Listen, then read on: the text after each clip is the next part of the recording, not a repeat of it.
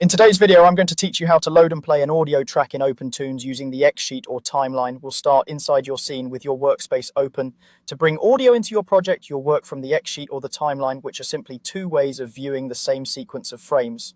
If you prefer the classic spreadsheet style view, use the X sheet. If you like a horizontal layout, use the timeline. Either way, the process is identical. Look toward your columns. Each column represents a layer in your scene, and at the very top of each is a column header. Find an empty column header, one that doesn't already have a level name or any drawings assigned. This is important because loading audio into a column that's already occupied can create confusion or overwrite something you didn't intend. When you've located a blank one, right-click directly on its header to open the context menu.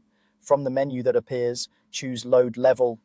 In OpenToonz, audio is treated like a level, which is why this option is used for both images and sound. A file browser will open. Navigate to your audio file and select it.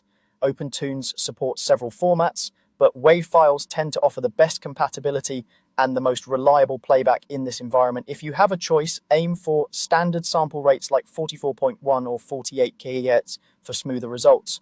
Once you confirm, the audio track will appear in the X sheet or timeline as a brand new column. You'll typically see it named after your file, which makes it easy to spot at a glance. If the sound is long, you may notice the column stretches down the sheet across many frames. That's expected. Make sure the audio column lines up roughly with the frames of your animation you want to hear it with. If you already have animation in place, you'll see it side by side with this new audio column. Now it's time to listen. Open the viewer, the panel where your animation plays, and press play. You should hear your audio in sync with the images on screen.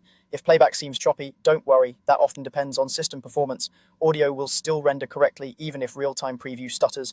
Keeping your audio as a wave and minimizing very heavy effects during preview usually helps. That's it. You've loaded your audio through the X sheet or timeline, seen it appear as its own column, and played it back in the viewer alongside your animation. This simple workflow makes it easy to time actions, dialogue, and effects directly within OpenToonz.